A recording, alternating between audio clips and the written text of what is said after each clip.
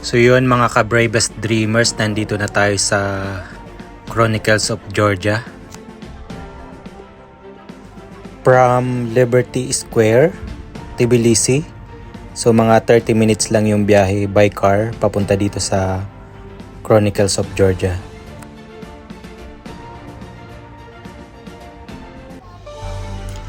Wow! Oh my God, sobrang ganda. So, hindi nyo to dapat palampasin. Kailangan nyo makapunta dito. Wow, tingnan nyo guys. Amazing. So breathtaking. And syempre, huwag nyo kakalimutan, picture ulit. Ayan. So, dapat galingan nyo. May mga alam na kayong pose na pwede nyong gawin pag pumunta kayo sa isang beautiful spot. Nice.